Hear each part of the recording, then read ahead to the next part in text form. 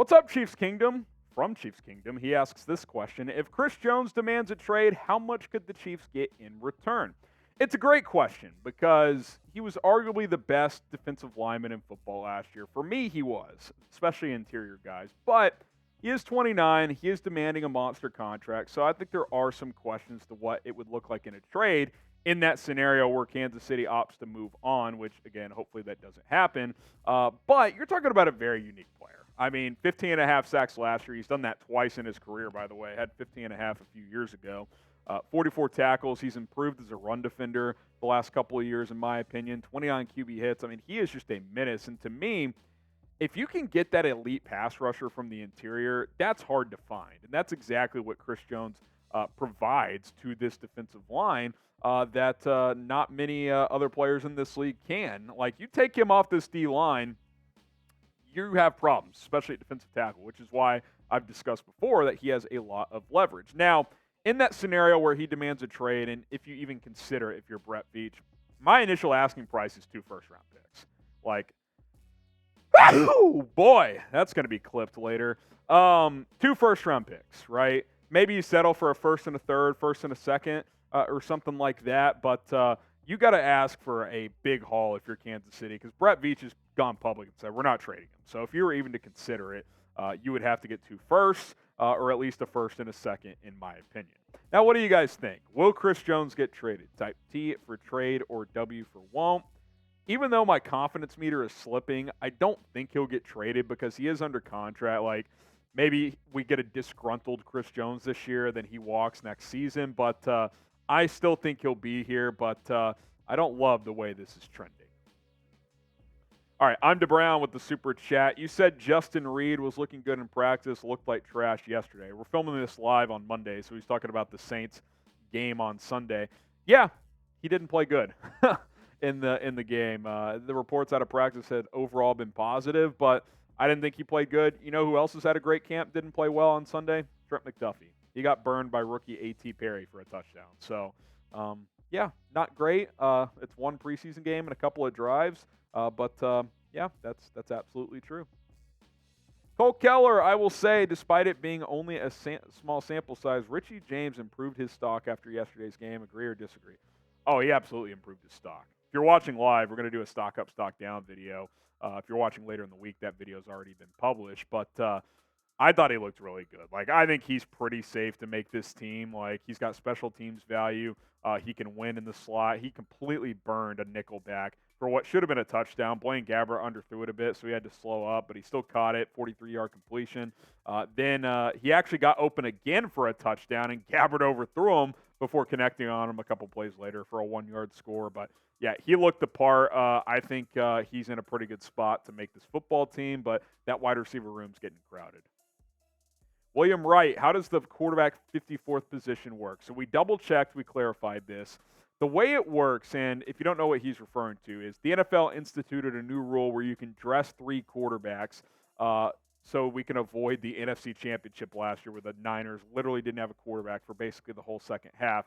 The way it works is he still has to be on your 53-man roster, but on game days you have to trim down to 48 with 5 inactives, but he does not have to count against those 48. He could be the 49th guy basically on game day, so the Chiefs, for example, will keep 3 quarterbacks, Mahomes, Gabbert, and Bouchel, and whoever they're not dressing on the 48, the third guy will still be dressed, and if, God forbid, the top 2 quarterbacks get hurt, the third guy would be eligible to then check into the game.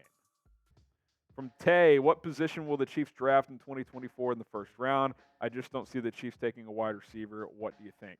I mean, it depends how the receivers play this year, right? If it's clear they still need that number 1 guy, I could see them trying to address that in the draft. But it's hard to say without even getting a couple regular season games under our belt, right? I could see one of the offensive tackle spots with Donovan Smith on a 1-year deal. Do you move Juwan Taylor to left tackle next year, draft a right tackle? Does Wanya Morris take that spot? We'll see. I think there's a lot of areas to go. I think defensive line is definitely going to be an area of focus, in my opinion, especially defensive tackle. Chad Jameson, do you think Clyde Edwards-Helaire has a role on Kansas City since he took first-team reps against the Saints? I think he started against the Saints, 1, because Jarrett McKinnon's more of a change-of-pace third-down back. 2, Isaiah Pacheco isn't quite ready yet from injury, so that's why. And 3, and perhaps most importantly, at least to me, they pretty clearly tried to like show him off in this game. We're hoping he would pop and maybe garner some trade value. I don't know for sure. Maybe they were just giving him an opportunity. He didn't really do much. He had one catch for like 11 yards. The other one was just a check down for a couple. But it's really the same story. Like, he just doesn't have great burst. Now, I will say that pass to him that went for a 10-plus yard game, I was like, that's what I thought they were going to do with him when they drafted him, and they just haven't nearly done it enough. But he's still just not dynamic enough. Like, yeah, he might be on this team as the third back or something like that, but he's not a game changer. Cole Keller, trade Clyde Edwards-Helaire. Which running back needy team do you see him getting traded to?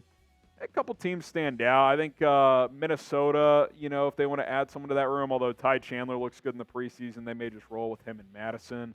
Does Dallas want to add another back to their room for cheap? It's interdivision, but do you ship him to Vegas? If Jacobs doesn't report, they could use another back, but look, I mean, he's not going to start anywhere, right? Like, he'd be a part of a rotation. So the options aren't great. We probably still have to wait for that, Colts were the other one I was saying, but it sounds like Jonathan Taylor is going to report now. So, yeah, then Pickens at this point. Do you care about the preseason? You can be honest, Chiefs Kingdom. I think some teams care more than others. Like the Chiefs, defending champs. Let's get to week 1 already. Y for yes, in for no.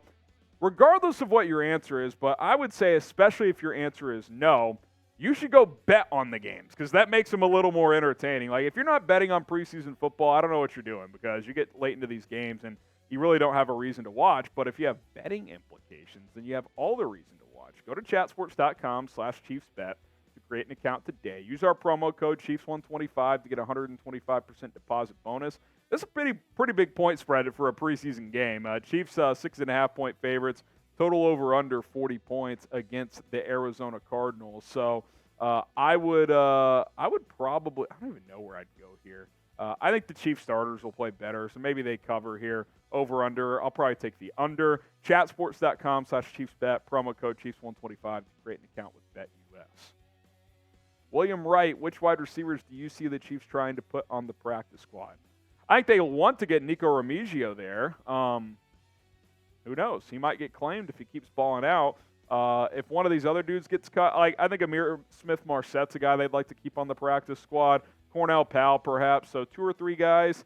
If they do decide to cut Justin Watson, then I'm sure they'd like to bring him back on the practice squad. But I think he'd probably get picked up by someone else. We'll see. A lot of decisions they got to figure out there. Chad Jamison without Tony, who is wide receiver 1. The kind of my hot take recently is that I think Sky Moore, even with Tony, will lead the receivers in yards. Kelsey will have more, but I'm talking about purely receivers.